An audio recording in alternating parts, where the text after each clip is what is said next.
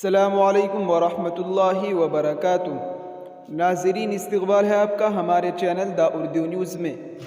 اسرائیل اور فلسطین کے درمیان جاری جنگ میں اسرائیل کی وحشیانہ بمباری میں ہزاروں کی تعداد میں معصوم فلسطینی بچے، خواتین اور عام شہری شہید ہو گئے ہیں، جس کو لے کر پوری ملت اسلامیہ میں سخت تشویش اور اظہار ہمدردی پائی جا رہی ہے۔ اسی سے متعلق سوشل میڈیا پر ایک پوسٹ وائرل ہو رہی ہے کہ عالمی شہرت یافتہ دینی درسگاہ دارالعلوم دیوبند میں فلسطین کے معصوم یتیم بچے لائے گئے ہیں اور جو ان کو گود لینا چاہے وہ دارالعلوم دیوبند آ کر لے سکتے ہیں۔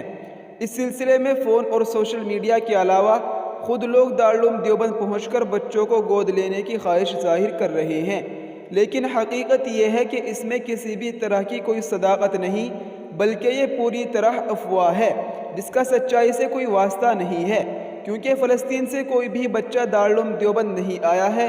اب دارالعلوم دیوبند کی جانب سے باضابطہ طور پر اس کی وضاحت بھی کر دی گئی اور اسے افواہ اور بے بنیاد قرار دیا گیا ہے۔ جی ہاں ناظرین، آپ کو بتاتے چلے کہ دارالعلوم دیوبند کے محتمم مفتی ابوالقاسم نعمانی کی جانب سے جاری ایک بیان میں کہا گیا ہے کہ مختلف ذرائع سے معلوم ہوا ہے کہ سوشل میڈیا وغیرہ پر یہ بات پھیلی ہوئی ہے کہ دارالعلوم دیوبند میں یتیم فلسطینی بچے لائے گئے ہیں اور انہیں گود لینے والوں کو دیا جا رہا ہے۔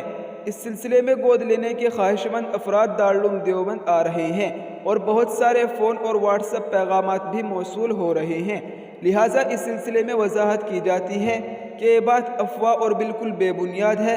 دارالعلوم دیوبند میں فلسطین کا کوئی بچہ نہیں آیا ہے۔ سوشل میڈیا پر وائرل اس طرح کی پوسٹ کو نظر انداز کرے اور لوگوں کو بتائے کہ یہ خبر پوری طرح جھوٹ اور بے بنیاد ہے۔ جی ہاں ناظرین، یہ اس وقت کی بہت اہم خبر تھی جس کو ہم نے آپ کے ساتھ شیئر کیا ہے۔